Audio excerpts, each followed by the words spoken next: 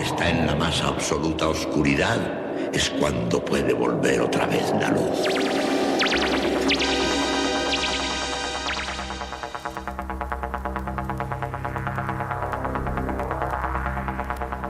Estás entrando en el espacio en blanco.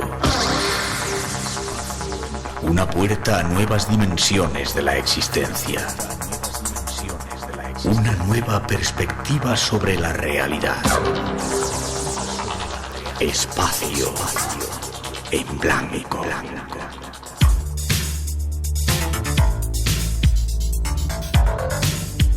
Una producción escrita y dirigida por Miguel Blanco. Hola, buenas madrugadas, llegamos, comienza el misterio, se abre el espacio en blanco. Algo que ya hacemos en estos programas especiales desde el estudio 102 de la Casa de la Radio, con la bienvenida de todo el equipo del programa cuando pasan algunos minutos de las 2, la 1 en las Islas Canarias. Lo hacemos con los saludos y la cordial bienvenida de todo el equipo que se encarga, como digo, de realizar el programa esta noche en la parte técnica Margasca, Rosa Rodríguez en la producción y locución. Y abrimos también redes sociales con la bienvenida para todos los que participáis, redes sociales que controlan Ramón Álvarez, Juan Gómez y Antonio Baena. Blanco Radio en Facebook, Twitter e Instagram. Tenemos un número de WhatsApp 633 50 50 11 y además un email espacioenblanco@rtv.es. Canales de comunicación abiertos y hay... Dos nuevas invitadas se encargarán de darnos algunos datos interesantes sobre estas experiencias extracorporales. Y casi para terminar, nos reuniremos con un experto en el mundo de la informática para hablar de los hackers. Se les conoce también como piratas informáticos. ¿Estamos ante una banda de delincuentes o hay algo más? Descúbrelo esta noche en este espacio en blanco que ya se abre ante ti. En el momento en el que cerramos los ojos y comenzamos a soñar.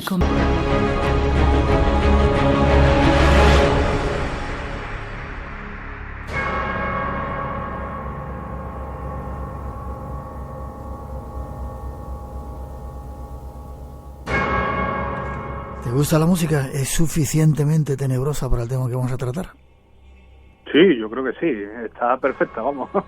Vale, hace poco estuvimos con Ana María Vázquez Hoyos hablando de sueños y buscábamos a más especialistas que supieran sobre el asunto y de repente nos ha llegado este invitado que esta noche tenemos con nosotros, Manuel Jesús Palma, periodista y compañero. Buenas noches. Buenas noches, Miguel, ¿qué tal? ¿Estás en Sevilla? Estoy en Sevilla, sí, aquí un poco sitiado, por así decirlo, pero oye, mientras sea aquí, yo encantado, ¿eh? Bien. ¿Te gusta? Te va la marcha también a ti, ¿no? Sí, en todos los sentidos, incluyendo el de la música, que hace un año ya tuvimos la oportunidad de hablar tú y yo sobre música maldita y ya se notó mi pasión también. Sí, tengo un tema ahí de Metallica que vamos a terminar con él, que se van a enterar. ¿Lo ponemos ahora? Da una caña. Espera, vamos a ponerlo.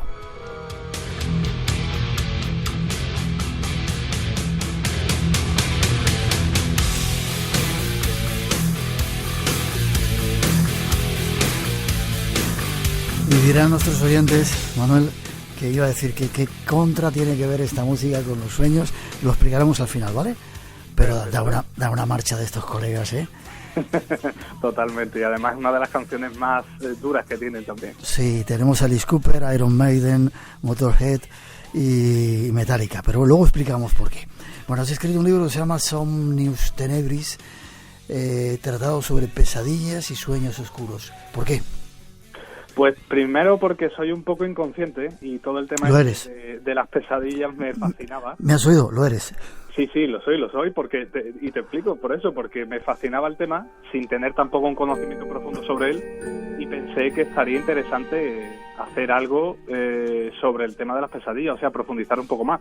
Me he llevado año y pico en ello y bueno, por suerte el resultado yo creo que ha quedado bastante bien. Vale. ¿Sueñas mucho tú? Se lo preguntaba también a Ana María el otro día. ¿Sueñas mucho tú? ¿Sueñas mucho? No demasiado, y aparte, durante el proceso de escritura del libro solo tuve una pesadilla, es curioso. Sí. Hay una frase por aquí, espera, estaba buscando lo que la pones, no sé si la has soñado o la pones en el libro, de alguien que dice que... bueno, espera, la busco y te... Así. Dulce placer, el mismo que consiguen cuando despiertan de una pesadilla, decía Alfred Hitchcock. Pero Oscar Wilde decía, no, nos prometieron que los sueños podrían volverse realidad, pero se olvidó mencionar que las pesadillas también son sueños. Qué curioso, ¿verdad? Total. Vale, pues ¿qué son los sueños? Danos alguna definición para empezar a centrarnos. Pues los sueños se pueden definir así un poco vagamente, porque es un concepto abstracto, la verdad, como todas aquellas representaciones mentales, también de sonidos, de imágenes, de sensaciones incluso, que tenemos en nuestra mente en el estado de sueño, en el estado cuando estamos durmiendo, ¿no? Digamos que el ser humano pues tiene dos estados, vigilia, cuando estamos despiertos, y sueño, cuando estamos dormidos, y todo lo que pasa en nuestra cabeza y creemos que es real durante ese estado de sueño, se podría considerar el sueño en sí, el sueño o el ensueño, que a lo mejor es un concepto mucho más concreto para describirlo. Sí. Vale. ¿Qué ocurre cuando soñamos? Hablábamos de que el sueño pasa por diferentes etapas, ¿verdad? Sí. Pues tendríamos las 4 etapas básicas del sueño y luego la fase REM, que es la que más actividad cerebral hay. Esto, te estamos hablando de que hace un siglo de esto prácticamente no se sabía nada, pero en este siglo es cuando se ha podido estudiar todo esto gracias al invento del encefalograma y todo este tipo de cosas. Entonces, tenemos que durante el sueño el cerebro también está activo, aunque haya gente que piense que nos quedamos como en stand-by, ¿no? Como apagados después de la vigilia, también se activa el cerebro, sobre todo en esa fase REM, que es en la que tenemos esos ensueños, tanto los sueños como las pesadillas. Yeah. ¿Qué ocurre? Pues habrá quien te diga, desde el punto de vista neurológico o fisiológico, que simplemente son neuronas conectándose, chispazos de luz, por así decirlo, que se producen en el cerebro por reacciones químicas, y eso da lugar pues a esas ensoñaciones que tenemos de forma arbitraria, y habrá quien te diga que durante ese sueño pues sí que tenemos acceso a otro tipo de formas de entender la realidad, de una manera en la que el subconsciente queda liberado, y esos recuerdos que tenemos ahí, esas imágenes que hemos ido incorporando durante ese día y todos los anteriores, se mezclan en unas historias que es complicado darle lógica, pero que a veces parece que sí que la tienen, y un significado bastante profundo.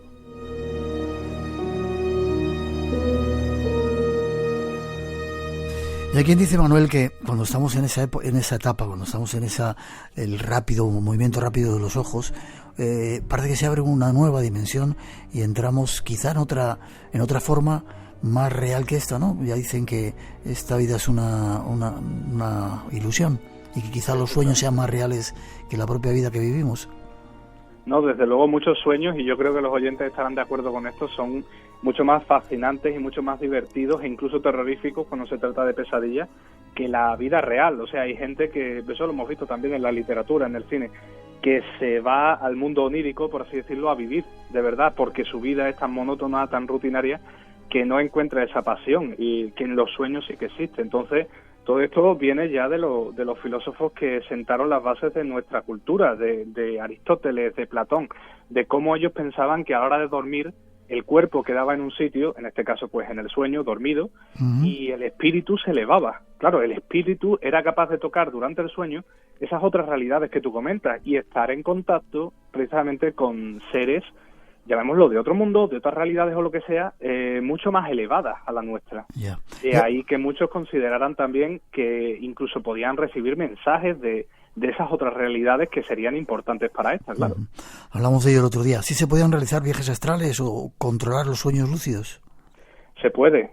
Parece que la ciencia todavía está ahí intentando descifrarlo del todo, pero sí que es cierto que ha habido muchos estudios en los que personas que controlan eso del sueño lúcido, que es más que nada pues darte cuenta de que estás soñando y empezar a controlar toda esa ensoñación, pudiendo volar a tu antojo, por ejemplo, pues son capaces de decidir básicamente lo que sueñan. Es cierto que necesitan un entrenamiento muy intenso para llegar a ese punto, pero de que se ha dado es cierto. O sea, es totalmente concreto de que se ha llegado a estudiar incluso personas que han compartido sueños lúcidos, estando a kilómetros de distancia.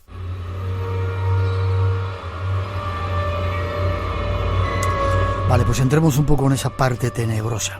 ¿Qué son las parasomnias? Hablas de ellas en tu libro también, pero defínelas. Pues las parasomnias son los trastornos del sueño que se suelen dar sobre todo en el sueño REM, que como hemos explicado es la fase donde tenemos esas ensoñaciones en su mayoría.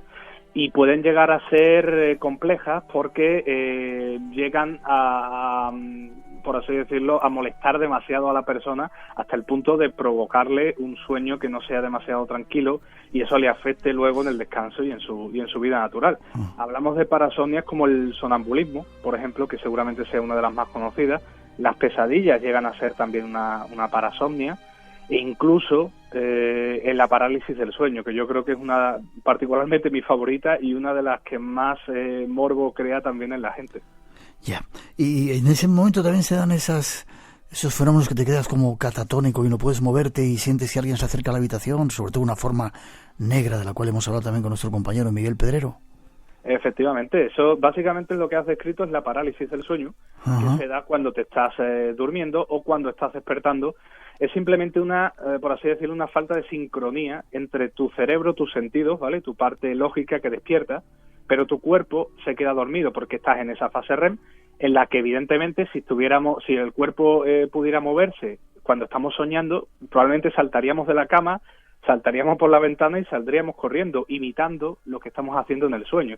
Entonces el cuerpo, que es inteligente y es una máquina que al final sabe muy bien por qué hace las cosas, nos provoca una atonía total. ¿Qué pasa? Que cuando esa atonía total del cuerpo se mantiene, pero nosotros ya nos hemos despertado y nuestros sentidos están despiertos, podemos ver, podemos oír y demás, se provoca esa parálisis del sueño. Y como tú bien dices, pues hay gente en muchas ocasiones que ve figuras y que incluso oye susurros y oye palabras, que las alucinaciones auditivas son incluso más comunes que las propias alucinaciones visuales. Y qué miedo que da, ¿eh? Total, yo lo comento muchas veces con la gente porque me gusta mucho el tema de las parasomnias, de la parálisis, y recuerdo la primera que yo tuve sin saber lo que era y claro, me provocó probablemente el momento más terrorífico de mi vida y si no eres consciente de lo que está ocurriendo, te mueres. Es como, exactamente, es como no sabes si estás soñando, si no.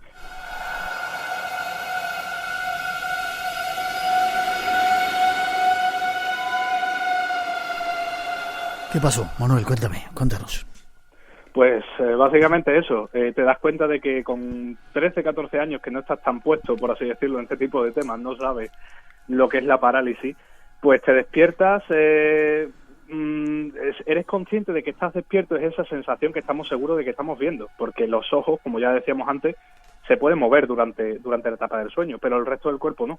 Y es como que te quedas paralizado y dices, ¿pero por qué no puedo moverme? Es un terror que te agarrota. Además, muchas veces la gente eso le provoca una ansiedad terrible que hace que respire mucho más rápido y que sienta una presión también en lo que es el pecho, el abdomen, el diafragma, que eso tiene que ver, si quieres luego podemos hablar de ello también, con toda la mitología y con todo el folclore que hay sobre las pesadillas y sobre cómo se originan por ese peso que se provocaba precisamente en la parálisis del sueño en el abdomen y al intentar respirar más rápidamente.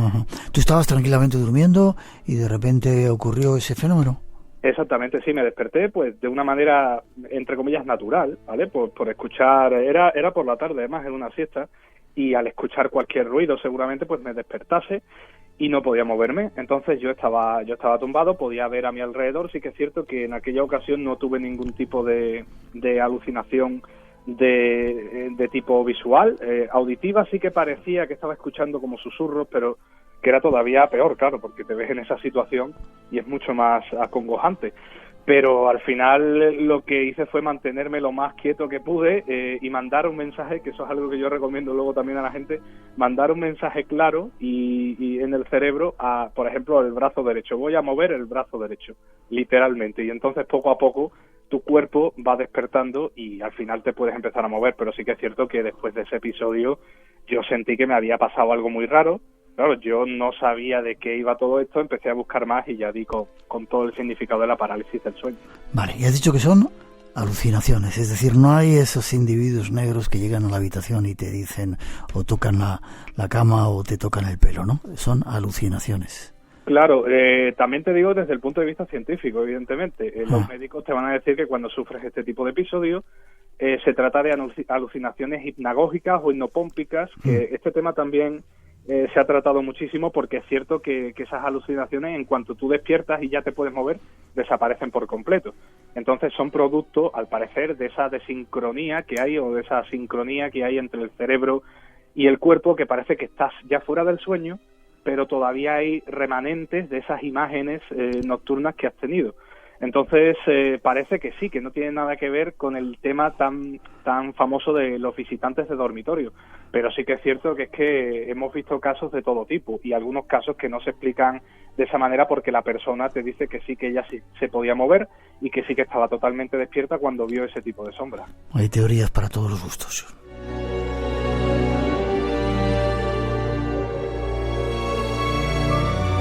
En Radio Nacional tenemos las noches más llenas de misterio de la radio. Adelante, disfrútalas. Estás en Espacio en Blanco, con Miguel Blanco, en Radio Nacional de España.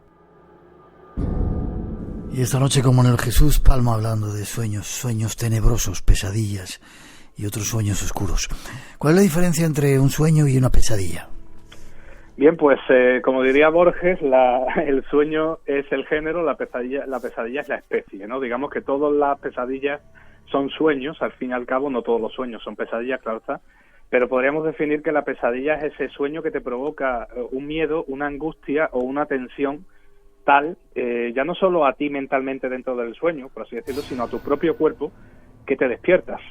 Ese punto yo creo que es el más importante de todo. O sea, cuando tienes una pesadilla, te despiertas. Te tienes que despertar, claro, además yo creo que a todos nos ha pasado, ¿no? Nos despertamos con esa sensación de que todavía estamos dentro del sueño, con ese agobio, dando un grito seguramente, porque estamos, o sea, ha sido tal la tensión que hemos vivido en el sueño, eso se explica a nivel fisiológico al final, que el cerebro ha mandado un mensaje a tu cuerpo diciendo aquí hay peligro. O sea, estamos viviendo una sensación de peligro exactamente igual a la que viviríamos en la realidad, en la vigilia, por así decirlo. Entonces el cuerpo descubre que, oye, pasa algo raro aquí, me están mandando el cerebro un mensaje de que hay miedo, una situación de alerta, pues yo tengo que despertarme, evidentemente, y eso es lo que provoca ese despertar tan abrupto que tenemos con las pesadillas. Freud diría que es un producto, o sirve para quitarnos toda la tensión que tenemos en el inconsciente o de la vida normal, ¿no? Esos escapes de energía que se producen en las pesadillas, ¿o es otra cosa?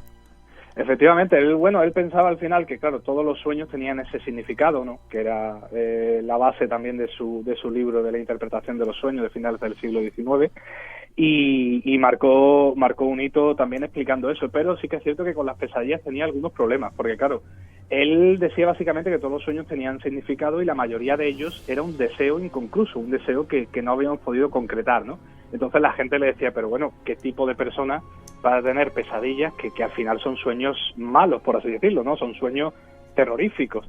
Y él llegó a insinuar que podían ser también sueños del tipo de persona masoquista, que saca ese tipo de deseos que no son tan usuales, ¿no? O tan normales, pero que también se tienen, y lo saca de esa manera, como tú dices, a lo mejor como una forma de energía que no nos atrevemos a sacar en la vigilia, por lo que sea, por imposición cultural o por miedo, por lo que sea, pero que cuando el subconsciente toma el control durante el sueño, sí que salen a la luz.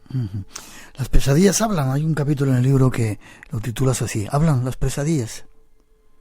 Pues las pesadillas, al final, es que tiene todo lo que se puede hablar de ellas se queda corto, porque cada cual tiene su manera de entenderla, tiene su manera de vivirla, por así decirlo, y yo creo que todos las hemos sufrido alguna vez, pero sí que es cierto que hay personas que por desgracia las sufren de manera recurrente, y es ahí donde más se ha estudiado al final, ¿no? Es un producto de nuestro cerebro, un producto de la tensión que vivimos también en la realidad, que es que tiene mucho que ver al final. Yo creo que la gente entenderá perfectamente que los sueños, las pesadillas y lo que ocurre durante la vigilia, todo está conectado. Si tenemos una época mala, con mucha ansiedad, con mucho estrés, es muy probable que aparezcan pesadillas, porque tienen que ver con todas esas emociones que hemos vivido durante la vigilia. Y recalco también eso, lo de las emociones. O sea, las pesadillas o los sueños, sean buenos o malos, no se tienen por buenos recuerdos, no se tienen porque hemos visto algo en la tele y soñamos con eso,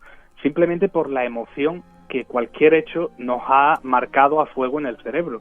Es la manera que tenemos de aprender al final, a través de la emoción. ¿Y alivian tensiones, como dicen algunos? Yo diría que sí. O sea, es una de las teorías que se manejan, ¿verdad? Porque al final, es lo que te decía, el cuerpo humano es una máquina no perfecta, pero que sí que sabe muy bien lo que hace.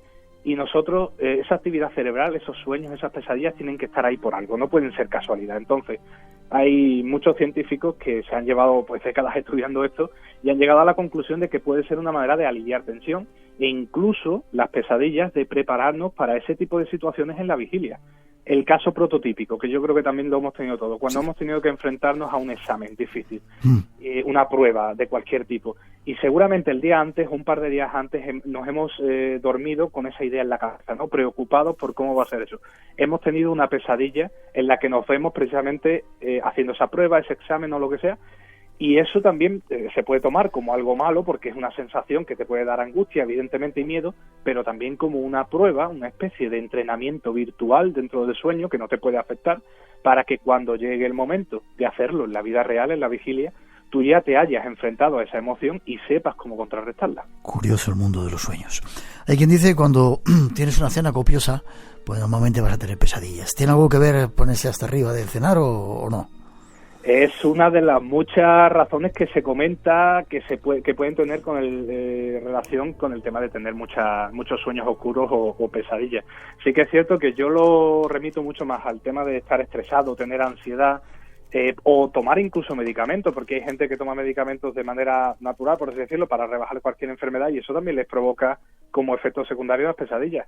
Pero sí que es cierto que si tú te pones a pensar, una cena copiosa significa una digestión larga y pesada también, y esa digestión se lleva a cabo durante el sueño. Entonces tal vez el cuerpo en ese momento no esté lo bien preparado del todo, o lo bien descansado que debería de estar para dormir plácidamente. Eso provoca que el cerebro tenga esas pesadillas también por puro instinto, por así decirlo, o por pura relación con esa digestión pesada que estamos teniendo.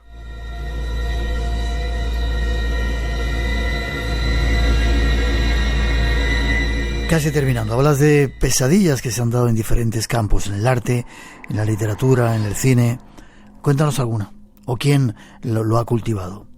Sí, pues yo creo que lo primero que deberíamos de ver es irnos a ese mítico cuadro que es El Jardín de las Delicias, del Bosco, por ejemplo, y ver esa tercera parte, sobre todo, la parte que tiene que ver con el infierno, ¿verdad? Yo, esa parte, las pinturas negras de Goya, por ejemplo, yo creo que es imposible, o la propia Pesadilla de Fuseli, que es un cuadro bastante conocido también, donde aparece una mujer con un pequeño elfo encima.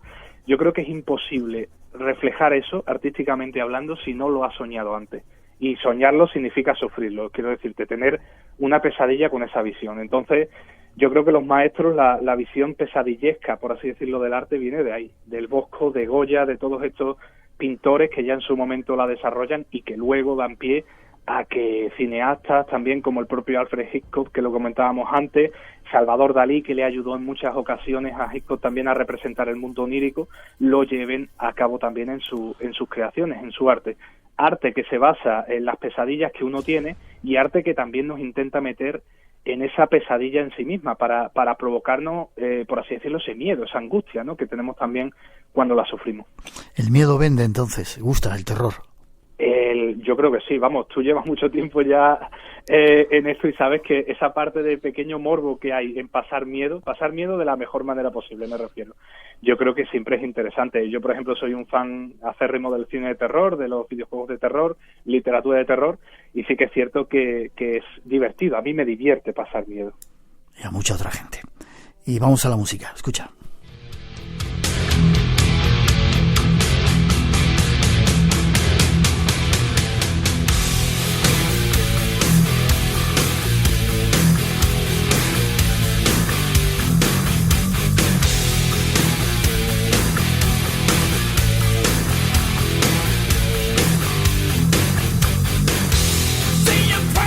¿Qué tiene esto que ver, esta música de estos salvajes, con el terror? Estaban metidos también en temas extraños, pesadillas, y trataban de plasmarlas en su música y en las actuaciones. El vídeo que he visto tiene mucho que ver con los sueños, pero te lo pregunto. Sí, bueno, pues yo creo que Metallica sí que tiene que ver con el tema del terror, y seguramente ellos sufrirán pesadillas, no sé si para basarse en este tema concretamente, que es Enter the Sandman, pero sí que es cierto que, por ejemplo, ellos tienen muchos temas referentes a brujería y muchos también dedicados a la literatura de Lovecraft, por ejemplo, que también tiene su apartado en el libro y que también sufrió muchísimas pesadillas para plasmarla luego en la literatura. ¿Qué es lo que ocurre con este tema? Pues cualquiera que se ponga un poco a leer su letra se dará cuenta de lo que va la canción de Enter the Sandman es al final de alguien dándole consejos a un niño que se va a ir a dormir para que no le visite el Sandman, que allí en América se podría decir que es como el hombre del saco, por así decirlo, que te viene a ver en sueños. Y bueno, eso tiene que ver también mucho con la mitología griega, ¿eh? También viene de esa persona, de ese ente mitológico que venía con su arena para dejar los sueños dentro de las personas, de la mente de las personas que estaban durmiendo. Sueños y, por supuesto, pesadillas. Es uno de los grupos que hablaban de sueños, este es otro. Es una pesadilla, ¿verdad? Sí, casi terminamos con otro personaje también, que verás cómo va vestido. Y por supuesto que también tuvo muchísimas pesadillas y trató de meterla en alguna canción, como es en este caso. Incluso gente como Black Sabbath, David Bowie, yo creo que son muchos los artistas que han tenido inspiración en esos sueños oscuros y que al final a través de su música, si te fijas, es súper interesante porque cada cual desarrolla el tema a su manera, a su forma de verla. Curioso. Casi terminando, hay otra forma de entrar en el mundo de los sueños a través de plantas de poder, chamanes, tratando de controlar y sobre todo tratando de comunicarse con el más allá, con los dioses, ¿verdad? Exactamente, sí, es una forma de inducir, por así decirlo, el sueño. Esa ensoñación que para muchos también tendrá que ver más con la propia alucinación que con el sueño, pero que sí que es cierto que en ese estado de sueño, que no es el estado de vigilia, evidentemente, se pueden llegar incluso a recibir, como decíamos antes, mensajes de otro tipo de entidades, mensajes que además han servido a mucha gente pues para marcar hitos en la historia, o sea, personajes. Ya no estamos hablando solo de figuras bíblicas como por ejemplo el faraón y José y toda aquella parafernalia de los sueños proféticos, pero que sí que es cierto que incluso el propio Napoleón cambiaba su manera de acudir a la batalla el día siguiente porque había tenido un sueño. Estamos hablando por ejemplo también de Descartes, que marcó el principio del racionalismo por 3 pesadillas que tuvo, inducidas por otro tipo de sustancias, inducidas por incluso la propia bebida también, se podría decir, pues en muchos casos sí, y eso nos puede llevar a ese estado alterado de conciencia en el que a veces, pues fíjate tú qué curioso, la solución al problema que tenemos o esa manera de verlo, de entenderlo, que va mucho más allá a nuestro entendimiento normal o a nuestro entendimiento en la vigilia, se da precisamente en ese proceso y se nos enciende la luz que durante tanto tiempo había estado apagada.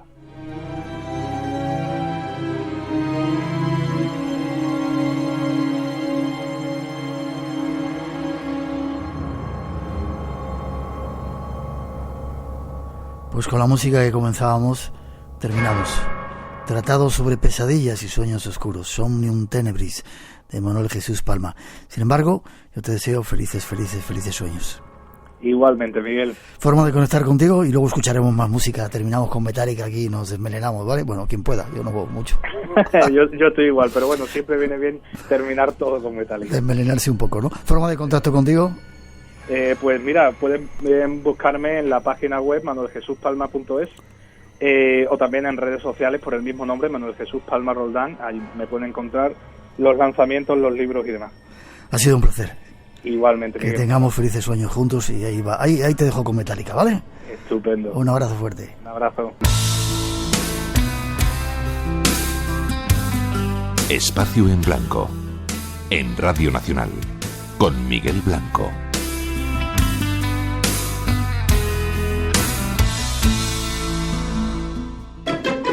Radio Nacional de España, el sonido que nos une.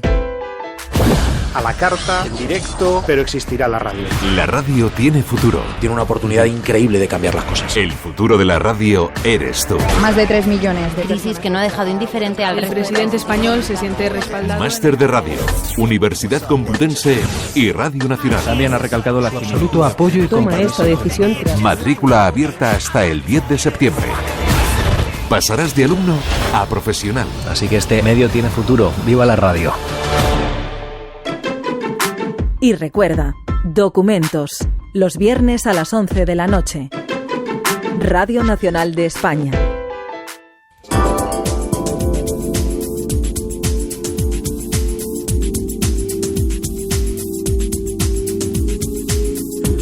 Volvemos, nos despertamos de esas pesadillas que a veces llegan por la noche y vamos con más asuntos. El que nos espera nos recuerda algo que se llamó la venganza de Hitler. Un especialista nos aclara de qué va esto, ya veréis qué interesante.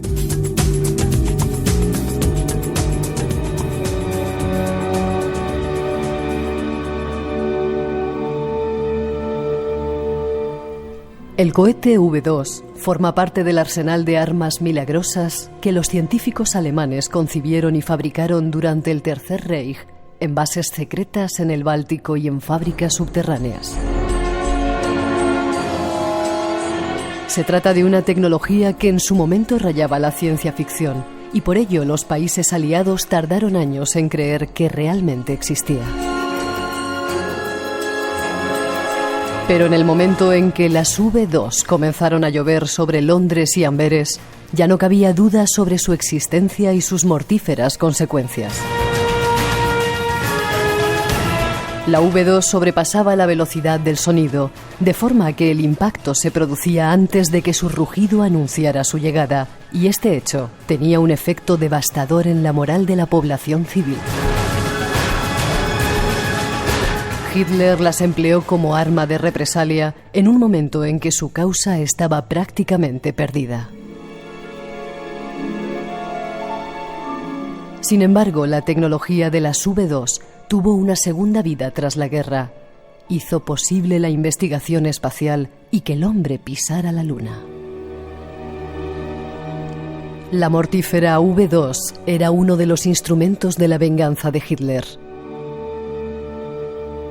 Conozcamos algo más de esta curiosa historia.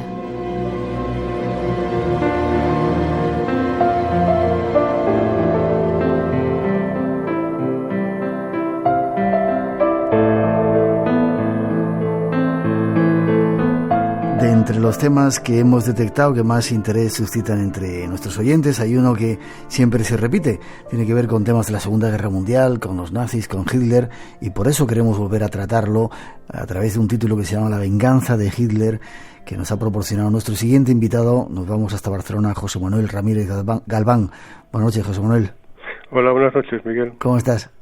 Bien, tranquilo. Déjame que yo siempre cuento. José Manuel dice que estaba así con esta entrevista tan nervioso como si fuera a hacer un examen. Y te decía que a mí también me pasa, ¿sabes? Te has dedicado, déjame que diga algunas cosas tuyas. ¿En tu familia había inclinación por los temas navales? Sí, realmente sí. Bueno, mi padre empezó ya de muy joven escribiendo artículos en el Noticiero Universal y después en el Diario de Barcelona, en La Vanguardia. Uh-huh. Y escribió varios libros y me contagió un poco el gusanillo a mí también. Yeah. Sin embargo, tú en vez de escribir por temas navales empezaste a hacer temas de aeronáutica y astronáutica, ¿no? Exacto, sí. Qué curioso, ¿no? ¿Por qué te interesaba todo esto? Bueno, porque mi padre lo hacía muy bien con los barcos, yo no quería competir con mi padre, por decirlo de alguna manera, y entonces cambié un poco mi orientación hacia la aviación. Yeah. Y te has fijado concretamente en Hitler, en el libro lo llamas V2, la venganza de Hitler, y esa V2, vamos a definir primero qué era. ¿Qué era ese? ¿Era un cohete? Era el primer cohete de combustible líquido, digamos, de grandes prestaciones, uh-huh. Y el primer misil balístico de la historia, y el que abrió la puerta al espacio. Ya, era una de las armas milagrosas que tenía Hitler, ¿no? Los alemanes. Bueno, sí, milagrosas. Entre comillas. Es mucho decir, sí, porque tampoco habría servido para ganar la guerra. Ya. Se decía que tenía un arsenal, es un poco la leyenda que, no sé si urbana, que he escuchado yo por ahí, ¿no? Que los nazis, Hitler, el ejército tenía un arsenal que si le hubieran dado un poco de tiempo a desarrollarlo, sin duda hubieran ganado la guerra. Entre uno de sus grandes logros era este cohete V2, que era algo absolutamente increíble con respecto a la tecnología que había en su tiempo, ¿no? Sí, increíble sí que era el V2, era muy avanzado respecto a cualquier otra cosa. Pero no, aunque hubiera durado un año más la guerra, no la habrían ganado nunca los alemanes. Alemania estaba agotada, estaba acorralada, no tenía materias primas de ningún tipo, no podían aguantar mucho más. Y aunque hubieran lanzado 10.000 V2 y 10.000 Schmetterlings, lo que fuera, no podrían haber ganado nunca la guerra. Ya. Los países aliados no creían que existiera una tecnología como esta, ¿no? Hasta que vieron que comenzaban a caer en Londres y en Amberes, ¿no? Exacto, sí, les pilló un poco por sorpresa. Aunque tenían indicios desde hacía muchos años sobre cosas que se estaban desarrollando en una llamada isla del mar Báltico, aunque en realidad no es una isla, es una península. Pues les pilló bastante por sorpresa todo el desarrollo de grandes cohetes.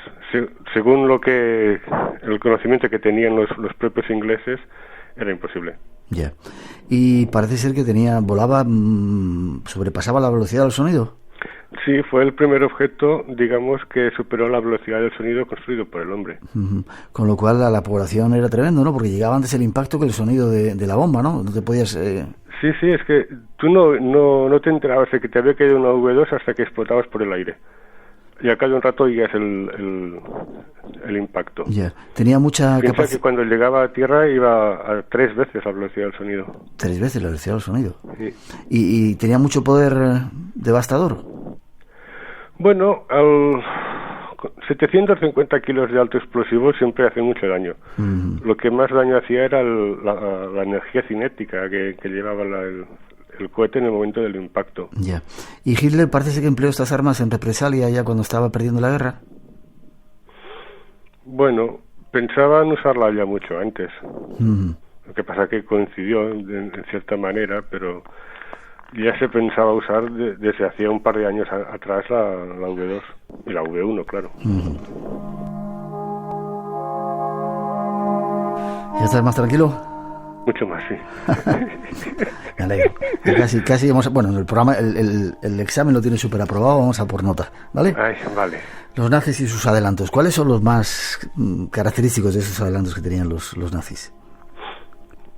Bueno, en cuanto terminó la guerra y los aliados empezaron a recopilar toda la información que pudieron encontrar y todos los técnicos, ten en cuenta que la aviación avanzó de golpe unos 20 años, porque se encontraron con aviones de ala en flecha, aviones de geometría variable, aviones supersónicos. ¿Todo eso se encontraron? Todo eso. Platillos volantes, incluso se decía que había platillos circulares, ¿no? Diseños sí que habían. Que se llegaran a construir, eso ya es otra historia. Lo que sí es cierto es que hay toneladas de documentación que todavía están clasificadas con el sello de Top Secret porque afectan a la seguridad nacional de Estados Unidos. Yeah.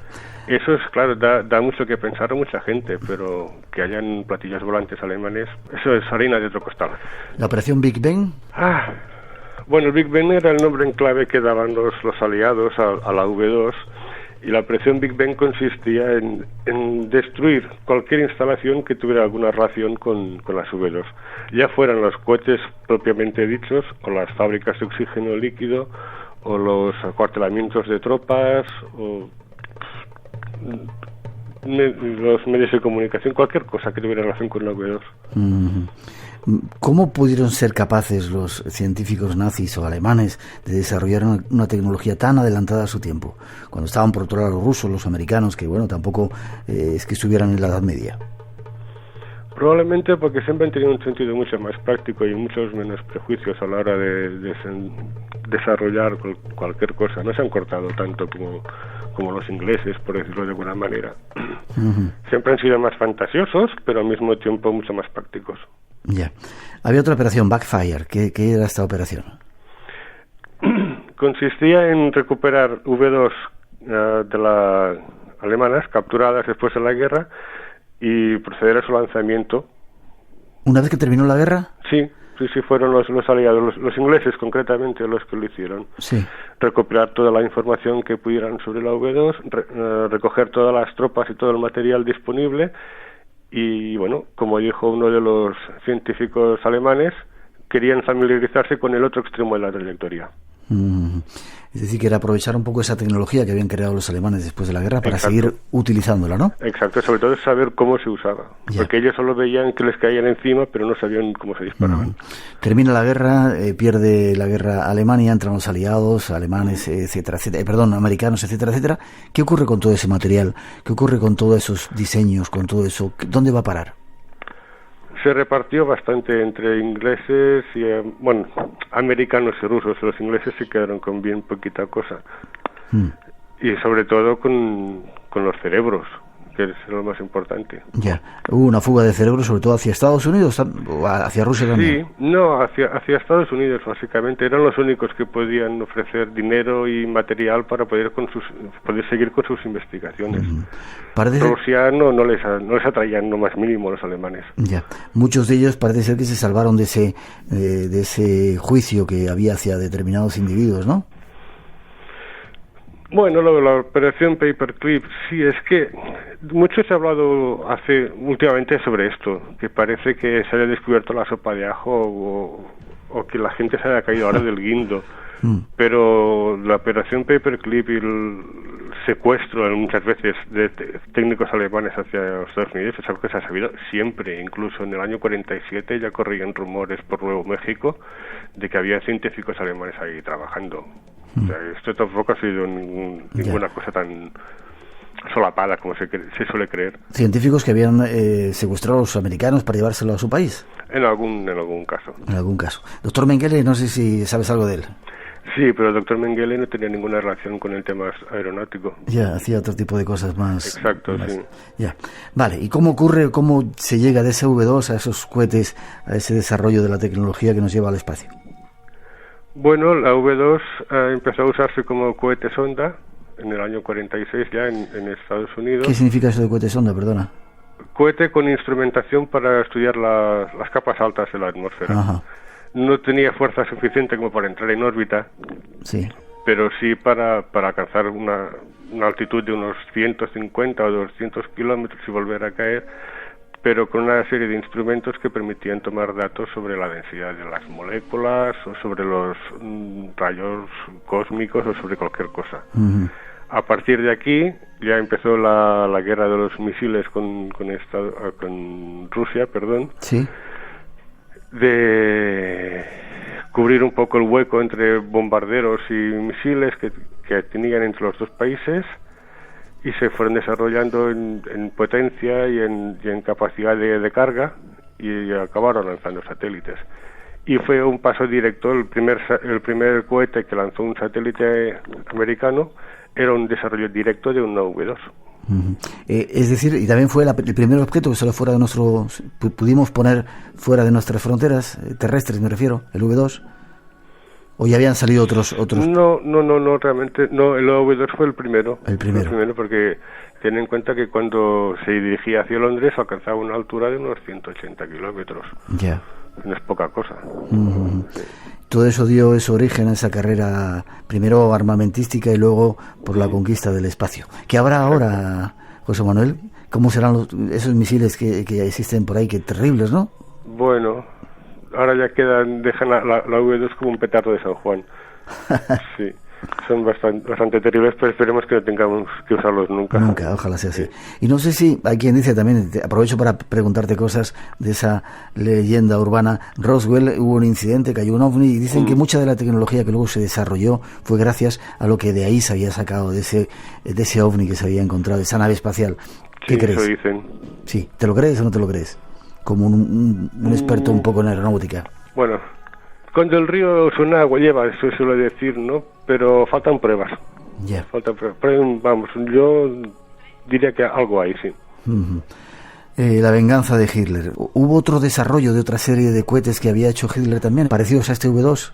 Sí. De hecho, la V2, digamos que fue el primero de una larga familia de los que por suerte nunca llegaron a construirse más, porque si no, había una V2 con alas, una V2 tripulada, una V2 bastante mayor, capaz de dar la vuelta a la Tierra y bombardear incluso Estados Unidos. Había varios desarrollos que no pasaron del papel, por suerte. Ya.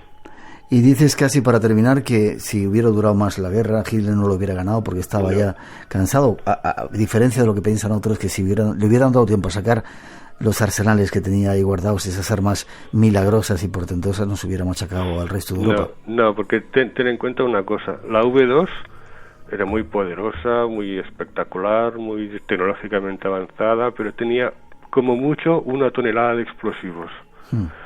Un bombardero cualquiera de los que volaban cada día sobre Alemania, cada uno de ellos dejaba caer 8 toneladas de bombas. Ya. Suma. Hay un poco de diferencia. Sí. No podían ganarla. Curioso, la tecnología del U2 sirvió para la guerra, desgraciadamente, pero gracias a ella tuvo una segunda vida, hizo posible la investigación espacial y que el hombre pisara la Luna, ¿no? Sí, a la larga, sí. Curioso. Si queréis más datos en este libro, damos ahora un poco más de información.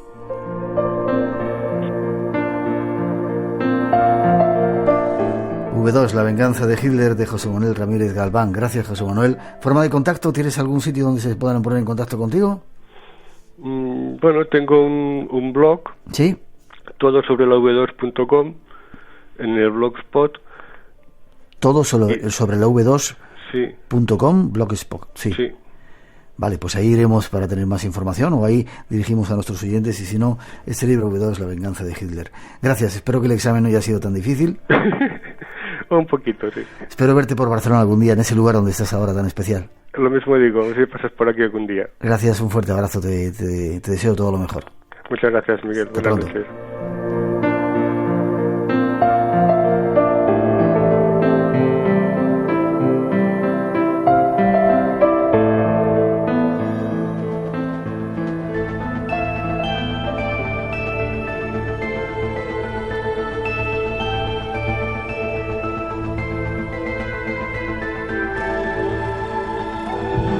Hemos de hacer una pausa, será justo el tiempo para las noticias y regresaremos después con más enigmas. Viajes astrales y un especialista en el tema de la informática y los hackers vendrá a darnos respuestas y datos interesantes para nuestra vida. Redes sociales abiertas, ya sabéis, Blanco Radio en Facebook, Twitter e Instagram, y además un número de teléfono para que dejéis vuestros mensajes de voz, 633 50 50 11. Lo vemos enseguida, todavía hay mucho espacio en blanco esperando. No os vayáis, que tenemos todavía mucho que contaros.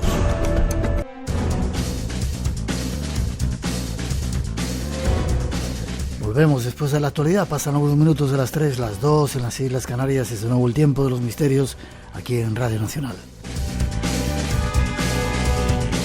Una hora nos queda por delante para seguir a la búsqueda de enigmas y respuestas, y hay dos temas que tenemos preparados para ofreceros: los hackers y los viajes astrales.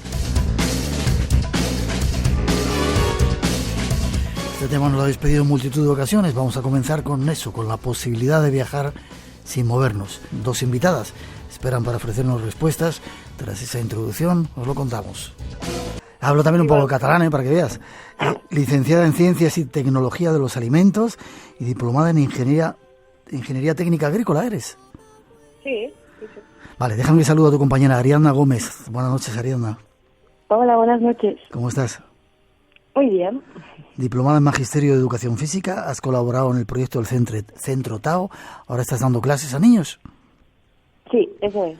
¿Y cómo os dio a las dos por meteros en este...? Bueno, habéis escrito una obra de la cual vamos a hablar, se llama Camino hacia el origen, que recoge un poco alguna de vuestras experiencias en ese mundo astral. ¿Cómo os dio por meteros en el mundo astral? ¿Cómo fue? Pues mira, Miguel, la verdad es que Raquel y yo íbamos juntas al instituto, y a eso de los 15 años, digamos que hubo un momento en que a las dos nos pasaban las mismas cosas, pero aún no lo habíamos compartido.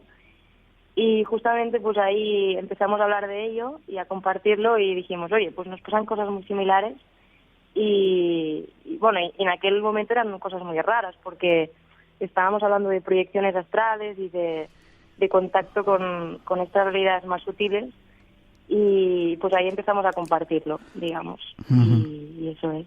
¿En tu caso también fue así? Había hablado Ariadna, ¿verdad? Raquel, ¿en tu caso también fue así?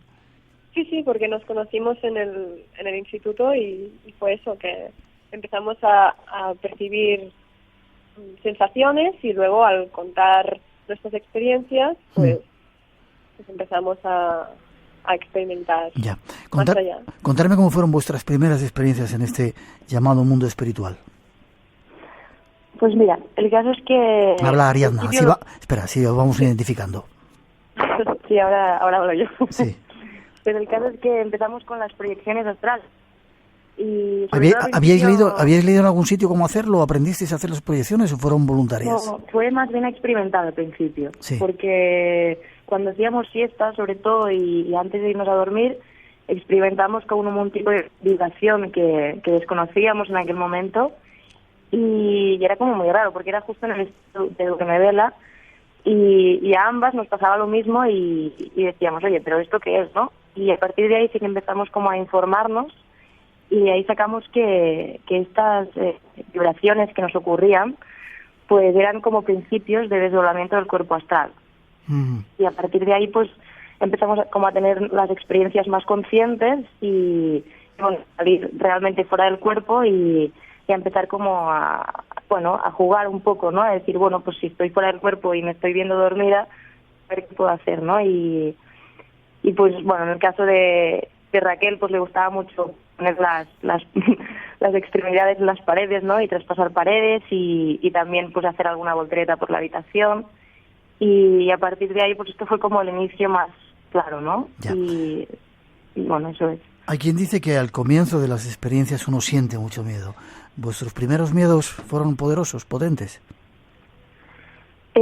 Bueno, el caso es que al principio sí que conectar con estos planos de conciencia era un poco, digamos, nuevo para nosotras y sobre todo para Raquel.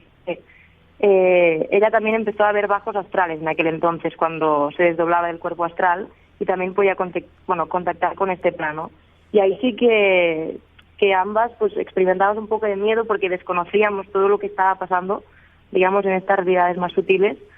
Pero bueno, esto fue como en los primeros años, luego ya nos empezamos como a acomodar y a sentirnos más seguras con lo que nos estaba pasando y se fue disipando un poco el miedo. Lo que sí que teníamos era mucho respeto porque no sabíamos con lo que estábamos tratando, ¿no? Y entonces pues esto nos daba como ganas de decir, bueno, no sabemos lo que es, pero bueno, mejor lo respetamos y vamos poco a poco, ¿no? Raquel, en tu caso, ¿sentiste miedo las primeras veces? ¿Y qué se siente cuando uno sale del cuerpo, cuando se comienza un viaje astral? A ver, sobre todo los primeros meses sí que tenía miedo, porque nadie me había explicado nada. Y es como ver un alma transparente en tu habitación, pues no es lo más normal del mundo. Y asusta, pero después poco a poco vas intentando interactuar con estas almas y te vas acostumbrando a que en realidad no te pueden hacer nada y que solo quieren que las mandes a la luz. Espera, Raquel, has dicho que viste o veis cuando estás en ese plano almas transparentes en tu habitación, seres transparentes. Bueno, transparentes. Tienen como la imagen de un ser humano, pero más translúcidos. Hemos explicado un poquito en la primera parte del programa cómo es la mecánica. Sales del cuerpo, te sientes flotando fuera de tu cuerpo. Ahí hay una sensación de miedo porque crees que estás muerto. Y de repente sientes una sensación de plenitud y de libertad. ¿Es así? ¿Te sientes que puedes ir a cualquier lugar? Sí. De hecho, cuando en las diferentes veces que he salido del cuerpo no he tenido miedo, porque es como una sensación muy agradable y te das cuenta que en realidad estás como muy libre y que puedes hacer lo que quieras, que no da miedo. Sí, Ariadna, ¿queréis decir algo? Bueno, y al respecto, la verdad es que tengo que tener presente que mis padres, yo les preguntaba acerca de lo que me estaba pasando y sí que recuerdo que mi padre en algún momento, cuando te pasen estas vibraciones y sientas que tu cuerpo astral está a punto de desdoblarse, pues déjate llevar y tranquila, ¿no? Y en este caso, pues recuerdo que las primeras veces, para mí era como un juego, ¿no? De decir, bueno, pues me desdoblo y todo el abanico de posibilidades que se abría delante de mis ojos era mucho más poderoso que realmente algo que me pudiese producir miedo, ¿no? En estos otros planos y digamos que la sensación de miedo fue como muy efímera, ¿no? En este caso, sobre todo en el de las proyecciones. Es decir, que tus padres te ayudaban o te aconsejaban en este tema, ¿no? Bueno, la verdad es que, no me ayudaban, porque yo les preguntaba cosas y nunca me decían nada, como para no influenciarme, ¿sabes? Porque sí que ellos creen en estas cosas, pero ninguno de los dos nunca me ha dicho, esto te pasa porque, ¿no? Por esto otro, lo que sea, o sea que... Sí. Me han dejado bastante terreno. Pero creen en estas cosas. Sí, ellos sí que creen. Vale. ¿A dónde se puede ir o a dónde vais vosotros cuando salís de ese viaje astral? Aquí en vuestro libro hay experiencias súper alucinantes, luego os preguntaré a ver forma de creérselo, mundo maya, vais hasta la Atlántida, vais a no sé dónde, a otros planetas. ¿A dónde se puede ir?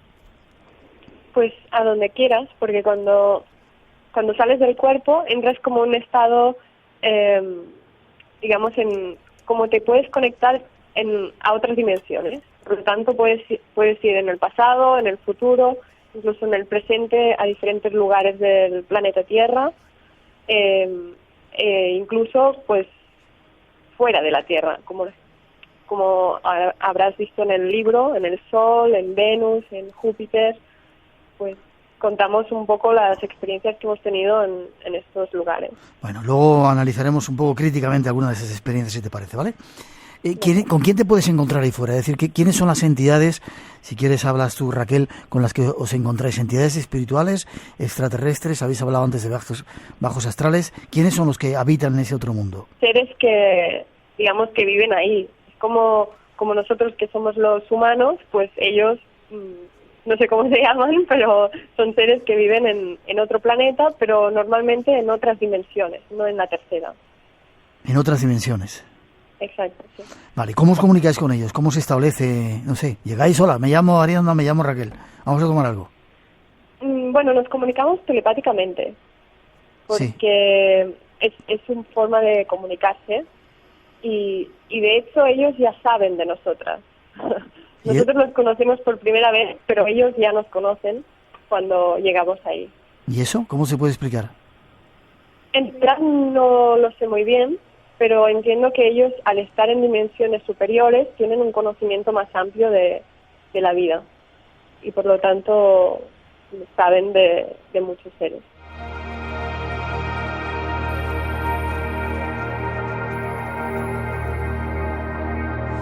Luego me pondré más crítico con vosotras. Ángeles, seres espirituales, ¿habéis contactado con ángeles? ¿Con ángeles? Sí.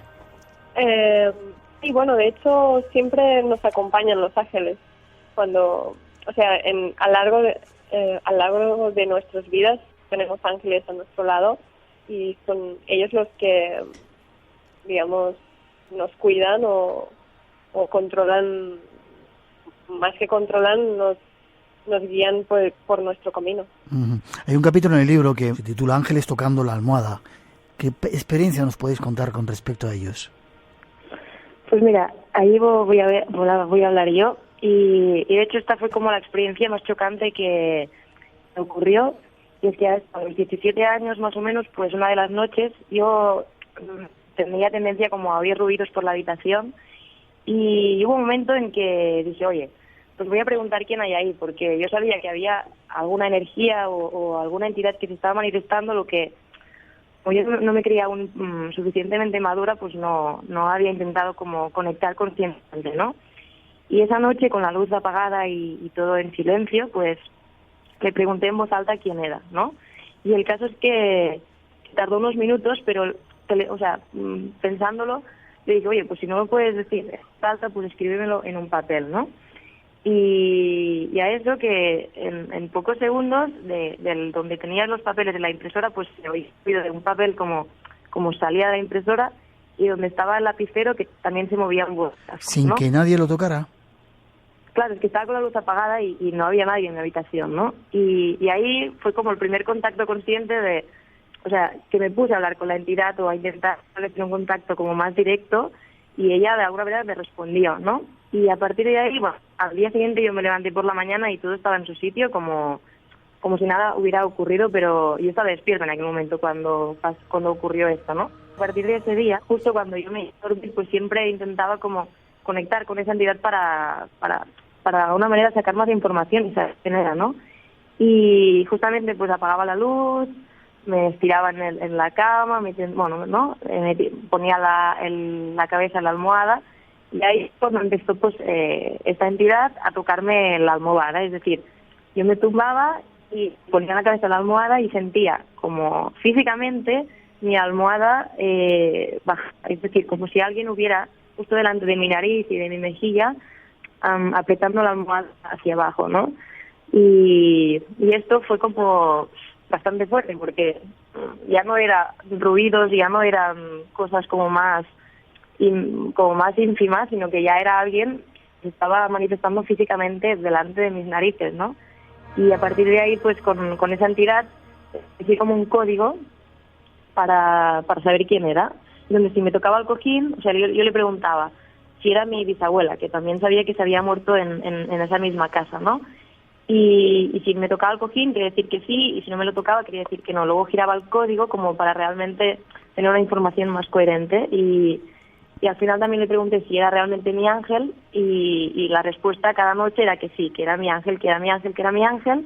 Y bueno, y finalmente, pues a partir de aquel día, pues es como un canal que tengo de conexión con, bueno, de hecho, en aquel momento yo les llamaba ángeles, pero realmente ahora sé que es mi guía, que hay una diferencia entre guías, maestros y ángeles, y aún de hoy está a mi lado, y se llama Miguel. Y es una entidad, bueno, que está en otro plano, que me está acompañando en mi camino de vida, y una manera de comunicarme con él es a través de lo físico y de tocarme la almohada, y también a veces siento cosquillas y bueno, y otros tipos de sensaciones que puedo identificar ya claramente después de unos 8 años de comunicarme con él, ¿no?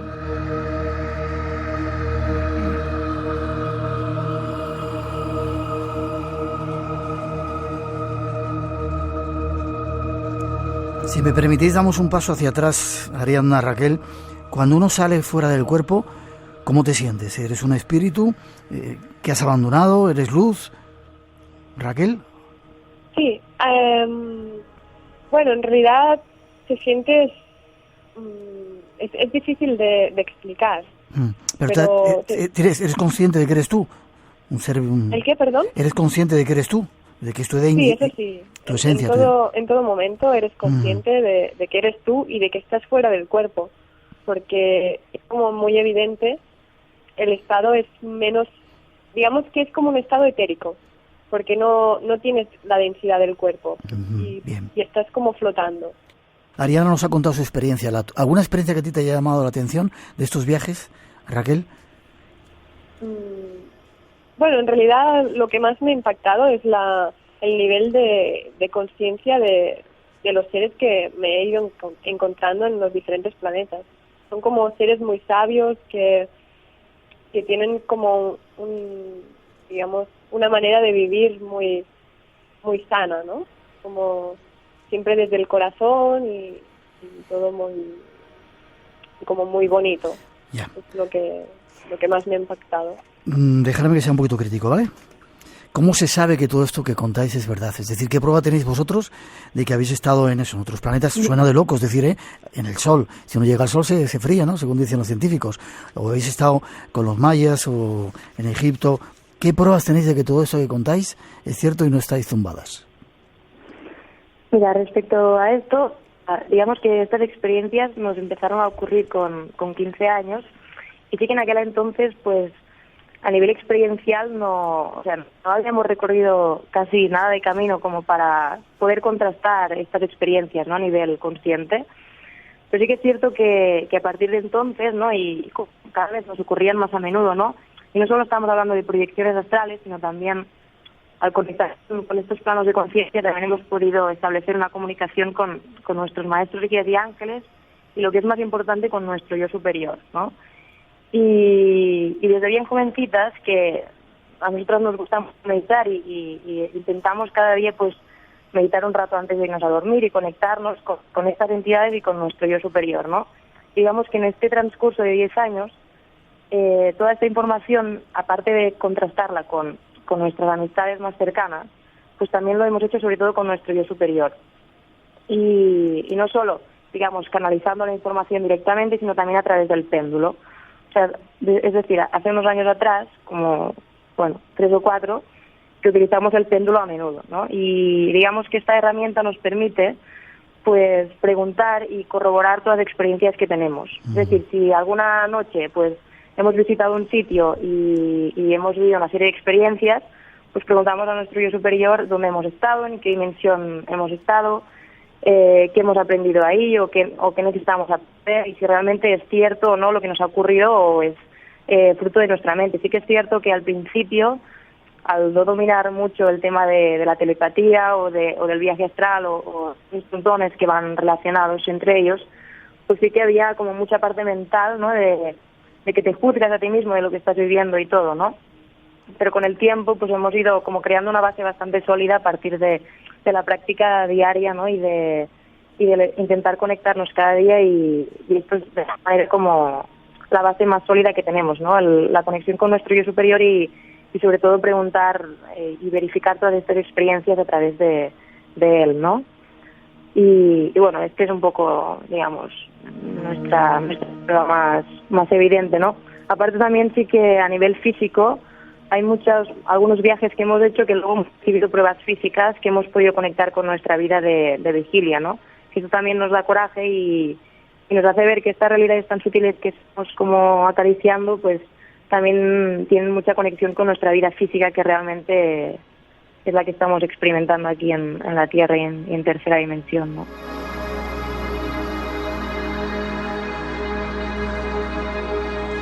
Raquel, Ariadna, casi tenemos que terminar, el tiempo vuela. Yo me prometo volver a hacer otro programa para hablar más concretamente de esos destinos a donde vais, pero brevemente, ¿qué habéis aprendido de estas experiencias que lleváis haciendo? ¿Qué os han enseñado? ¿Quizá que existe otra realidad? Claro, digamos que estos hechos a nivel práctico son el pilar de nuestras vidas ahora mismo, porque la espiritualidad es para nosotros algo muy firme, ¿no? Y digamos que se entrelazan con nuestra vida diaria de una manera increíble, ¿no?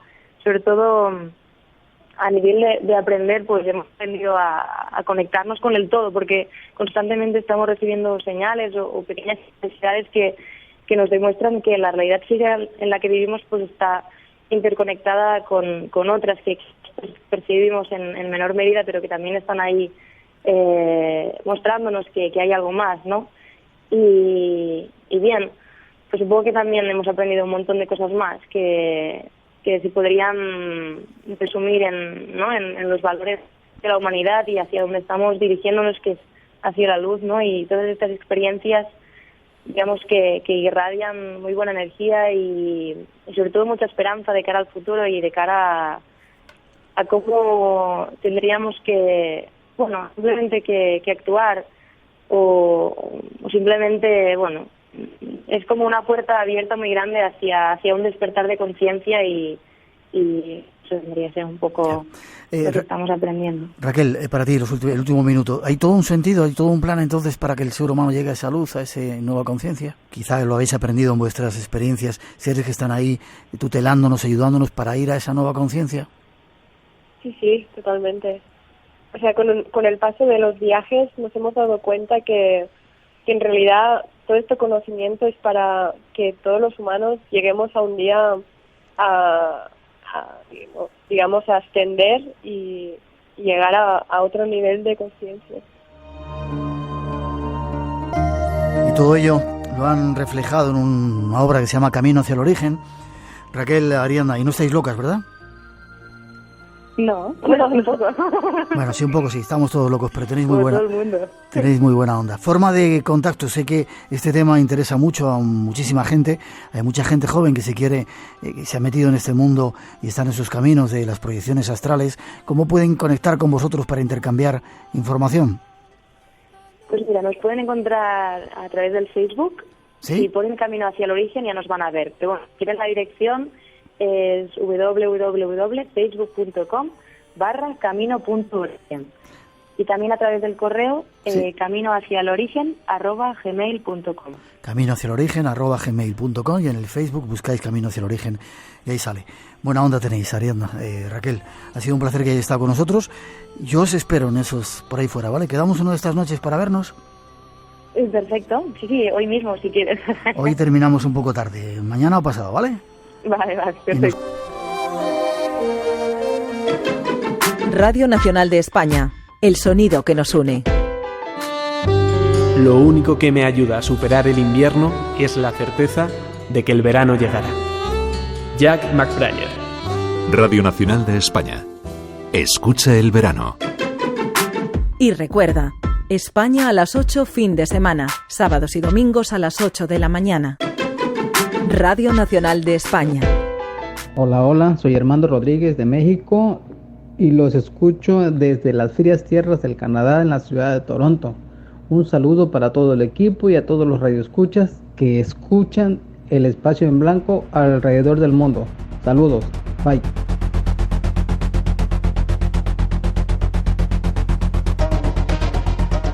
Regresamos de esos viajes astrales y seguimos. Nos espera ahora todo un experto con el que queremos recordar el tema de los hackers. Personajes que siguen estando de actualidad. Para conocerlos, nos dejamos con nuestro próximo tema y ese invitado especial que espera. Pulse cualquier tecla. Para desbloquear archivos pague $5.000. ¿Qué está pasando? Su ordenador está infectado por un ransomware.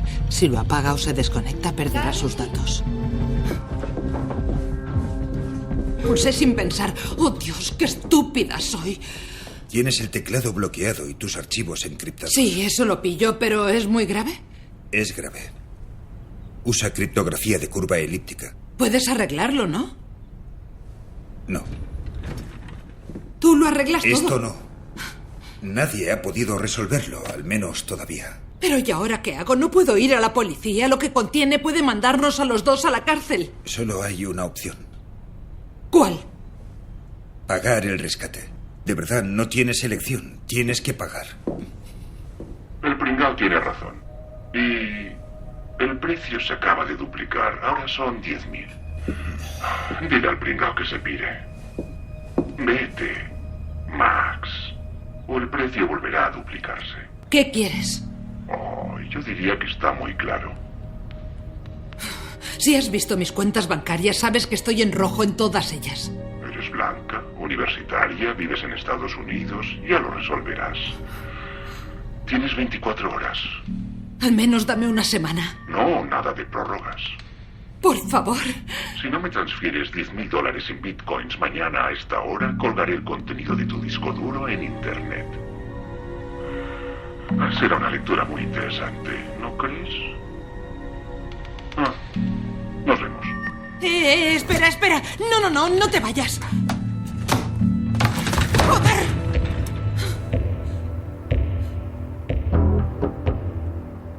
Internet se ha convertido en un universo abierto a todo tipo de opciones y posibilidades.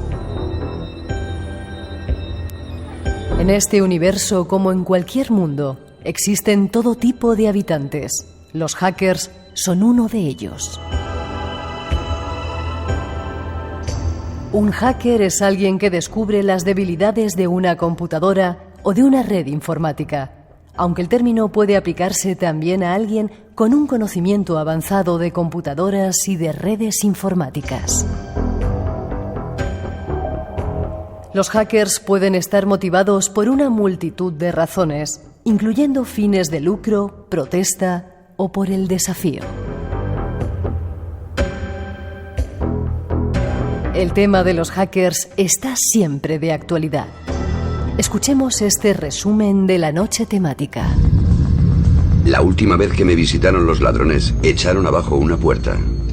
Esta vez, todo lo que han hecho ha sido mandar un correo electrónico, uno de los cientos de miles de millones que llegan a casas y oficinas como la mía cada día. Este instaló un virus en mi ordenador.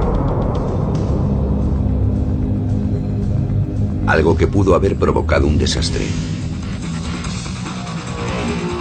A varios kilómetros de distancia, un ex policía había aceptado hacer una demostración de una elemental y bastante ilegal técnica de pirateo informático. En el otro extremo ahora hay un pequeño cuadro de diálogo que dice: nos hemos hecho con tu sistema. ¿Y es verdad? Sí. ¿En mi ordenador? ¿Mi propio ordenador? Así es.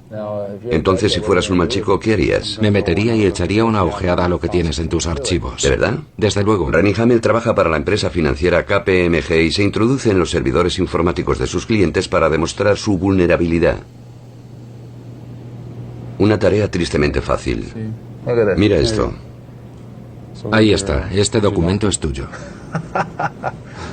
Y yo puedo modificarlo.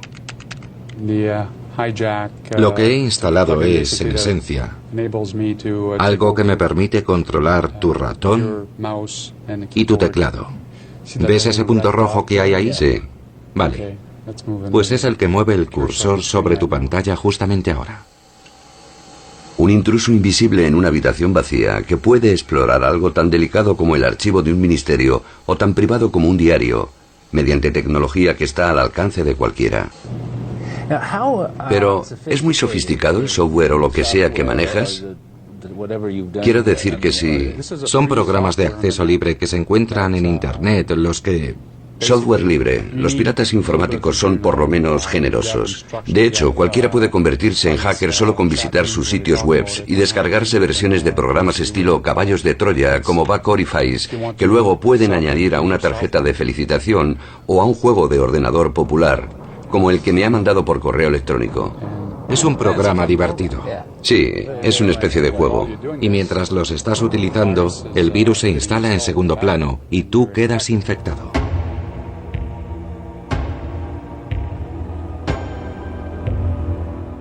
Conozcamos algo más de este misterioso mundo.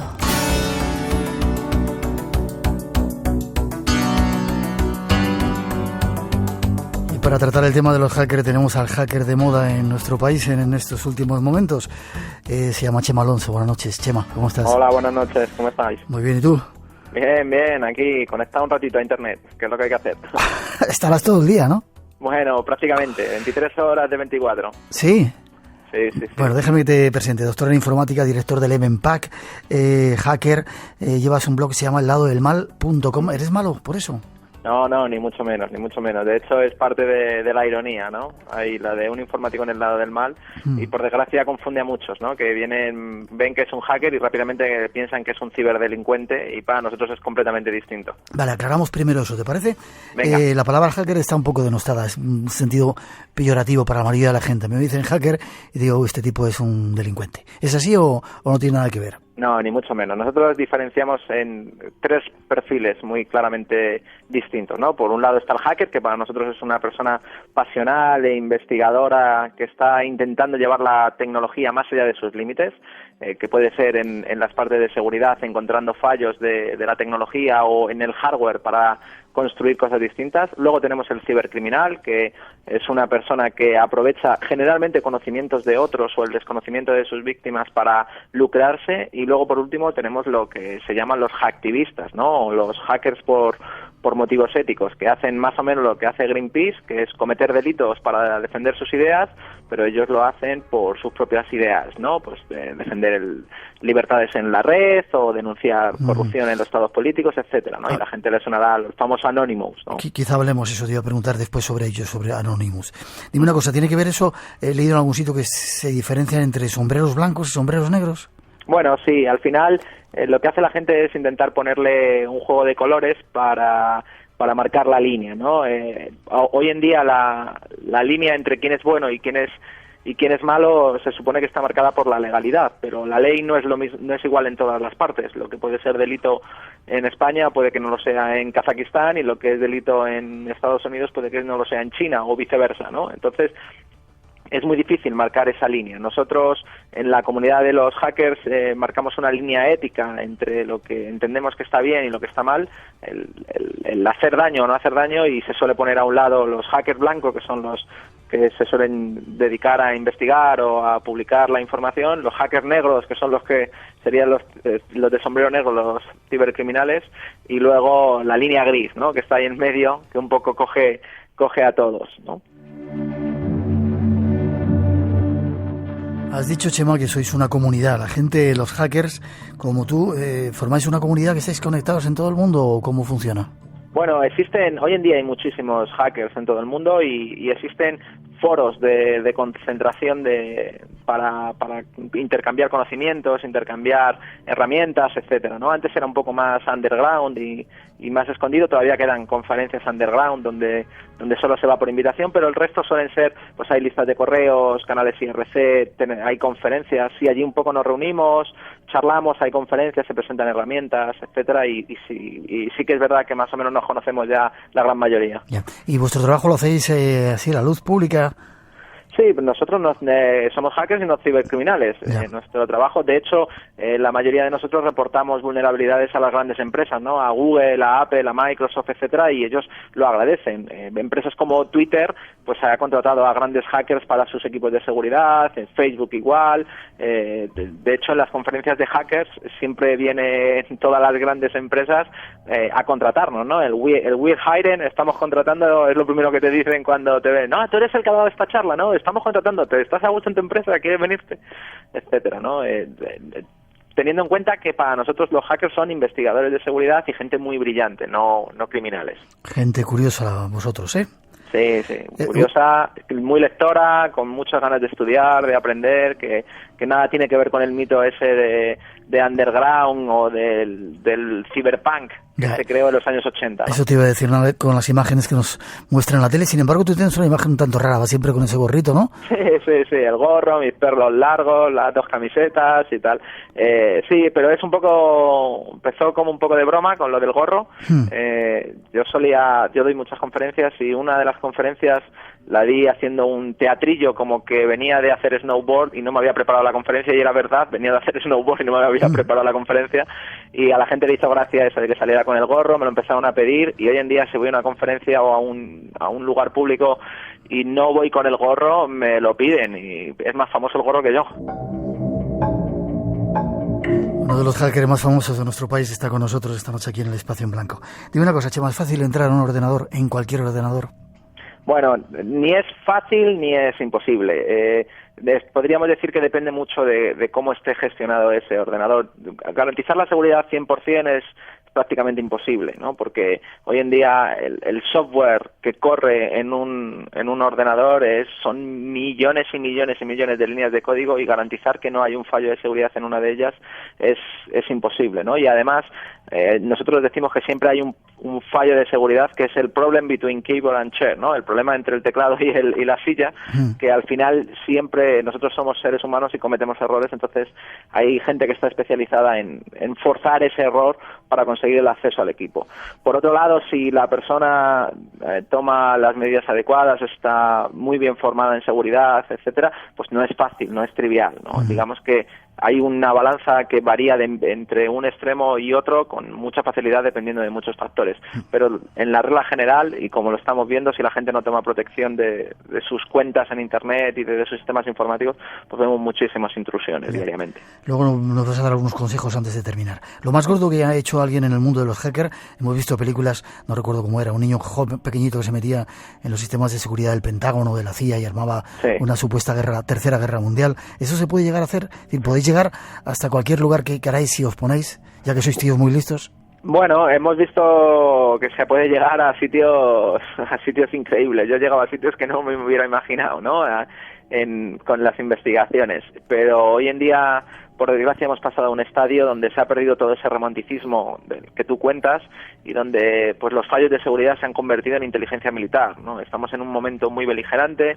Yo siempre suelo decir que estamos en una tercera guerra mundial encubierta, hecha en el ciberespacio, y hemos visto pues desde las intrusiones en las centrales nucleares iraní por parte de supuestamente el gobierno de Estados Unidos para bloquear y tirar abajo una central nuclear, hasta pues, el control de las señales aéreas de aviones. Hemos visto pues los ataques de los equipos de ciberespionaje chino por todo el mundo, las filtraciones de Edward Snowden de la NSA, que llevan a controlar directamente todo el tráfico de Internet y poder acceder a todos los correos e información de toda la gente, etcétera, ¿no? Es decir, hemos pasado a un estadio donde el romanticismo ha quedado atrás, ahora se ha convertido en una pieza fundamental que mueve las sociedades. De hecho, me preguntaban hace unos años cómo pensaba yo que iba a ser el futuro del hacking, y yo decía que el futuro del hacking iba a ser hackear directamente las sociedades, ¿no? Porque la sociedad está volcada en Internet, ¿no? Y lo estamos viendo hoy en día, ¿no? Cómo se manipulan, cómo las filtraciones de Edward Snowden sobre las actividades de la NSA dejaban claro que hackeaban los teléfonos móviles y los sistemas de comunicación de los miembros del G7 y del G20 en sus reuniones para directamente incidir en los resultados de las reuniones políticas. O sea, que estamos en otro estadio del mundo del hacking hoy en día. Es cierto que hay ejércitos, Chema, en diferentes partes del mundo que se dedican, así gente como tú que detrás de un ordenador puede machacar, es un silo de misiles atómicos, una central nuclear y todo eso.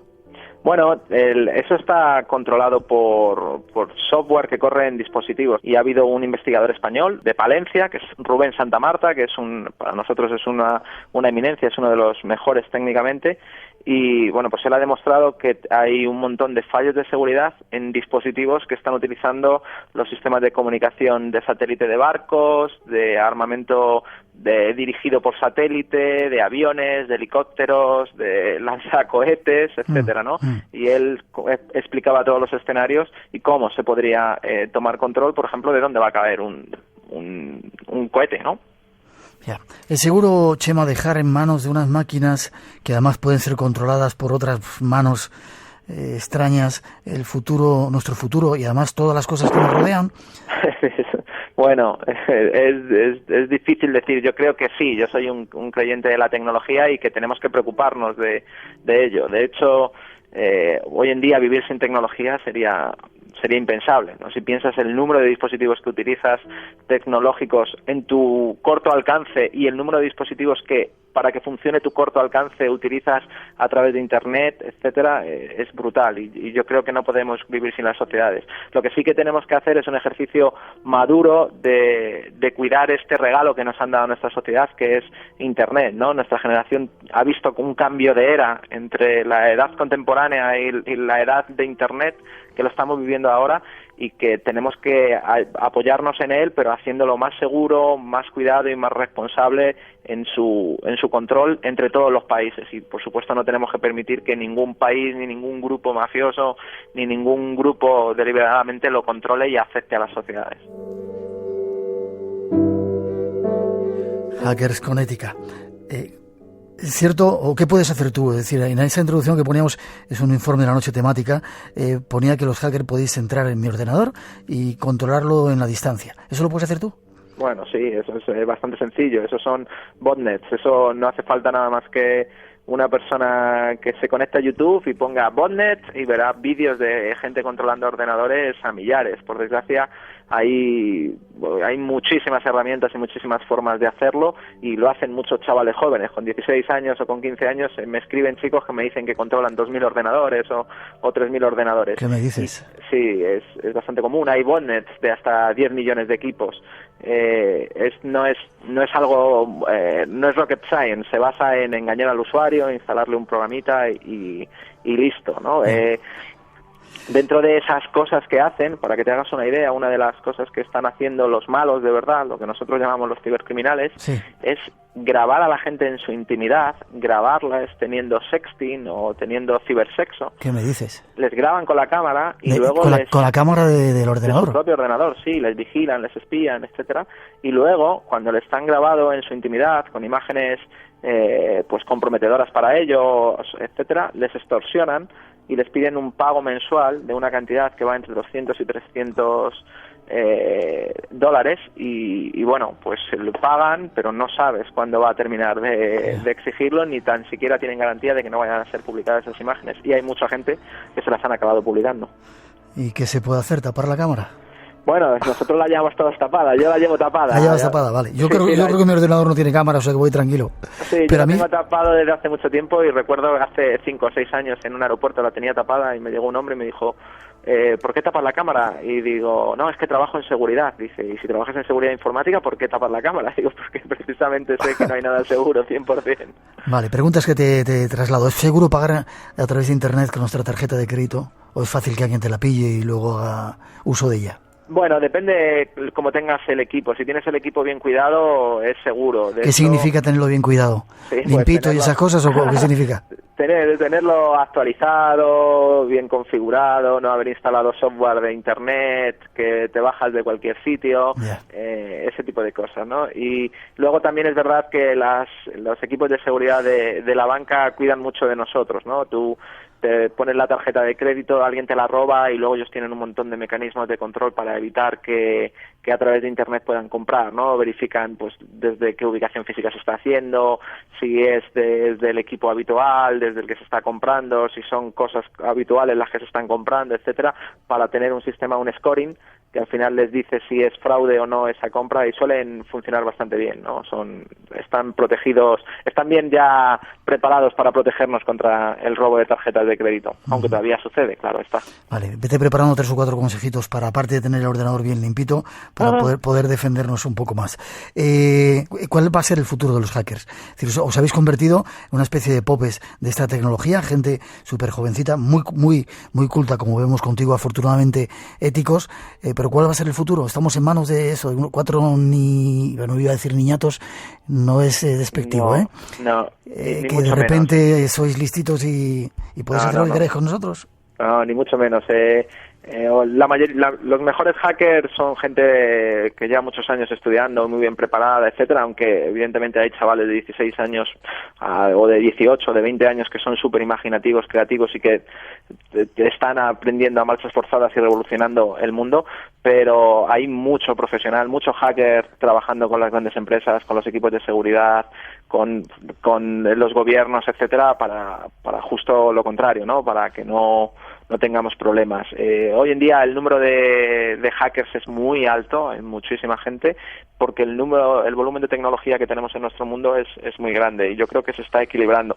Sí es cierto que a día de hoy los hackers pues se han convertido en objeto de deseo por todas las grandes empresas, ¿no? Y se lo rifan, como decía en las conferencias. La mayoría de los hackers españoles, por desgracia, están abandonando España, y tenemos pues hackers muy conocidos nuestros en los equipos de seguridad de Google, de Microsoft, de Apple, de Facebook. En Facebook tenemos un montón, hackers en Australia, hackers en Alemania, y todos pues están yendo un poco de España debido a las cantidades de dinero que se están pagando por ellos en otros países. Casi para terminar, ¿qué es Anonymous?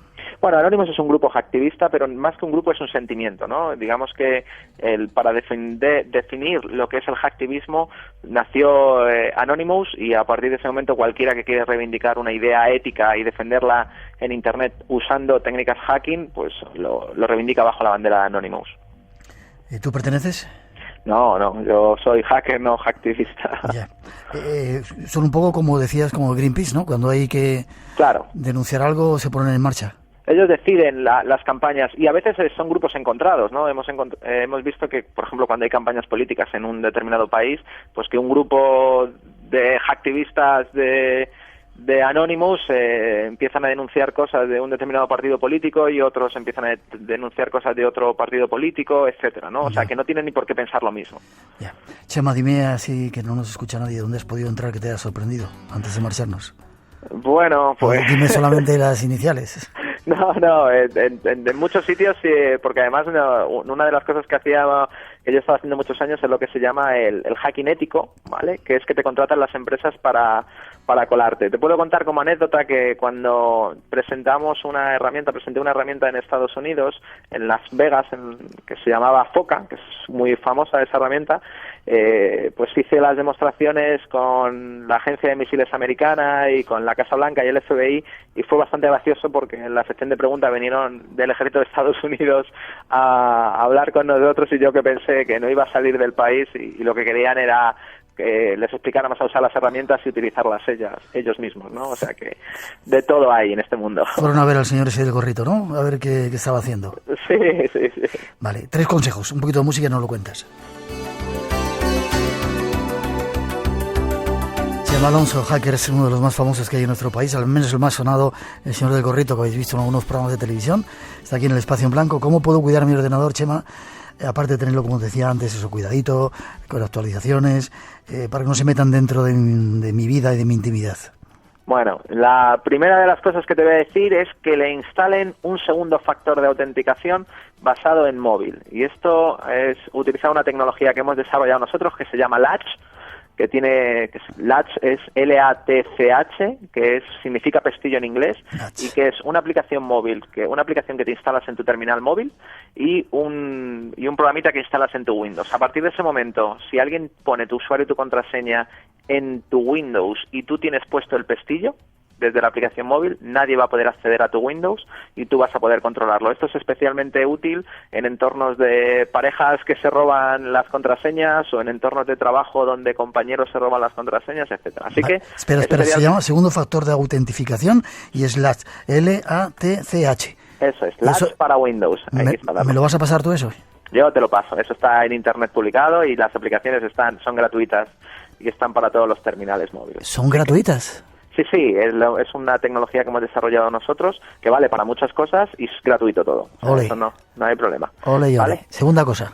Ese es el primer consejo. El segundo consejo que le diría a la gente es que coja su sistema y cifre el disco duro y le ponga contraseña de arranque, ¿vale? Esto es para evitar que si el día de mañana alguien te roba el equipo, pues que pueda acceder a los datos.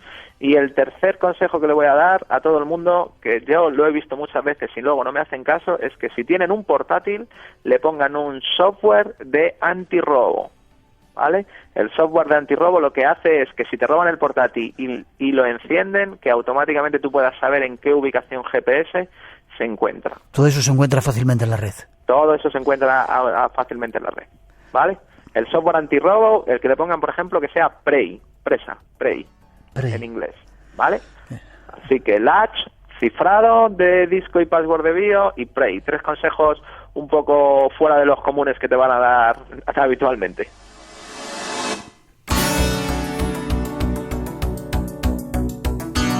Chema Alonso, gracias. Te quiero ver alguna vez por el programa para que nos cuentes más cosas, ¿vale? Eso está hecho, alguna vez en el futuro. Forma de contacto, si quieres dar tu página web, esa que tienes, elladodelmal.com. Eso es, elladodelmal.com, y ahí escribo todos los días un artículo de seguridad, de hacking y tal. Llevo ya casi 10 años y hay más de 3.000 artículos. Gracias, Chema, por ser así como eres. Gracias por el gorrito que llevas y por enseñarnos esas cosas. A vosotros, un abrazo. Fuerte abrazo, hasta pronto. Chao.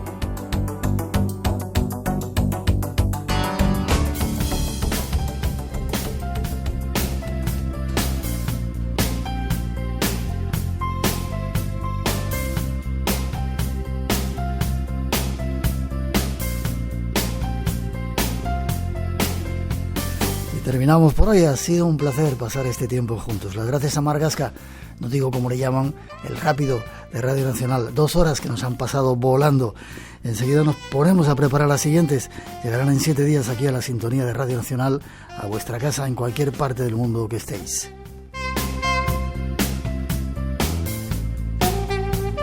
Mientras, feliz semana, a disfrutar de este tiempo que tenemos ya. Recordad que nos vemos en el Espacio en Blanco. Os invitamos a seguir en esta sintonía en Radio Nacional y hasta las 4, un poquito de nuestra mejor música. Disfrutad.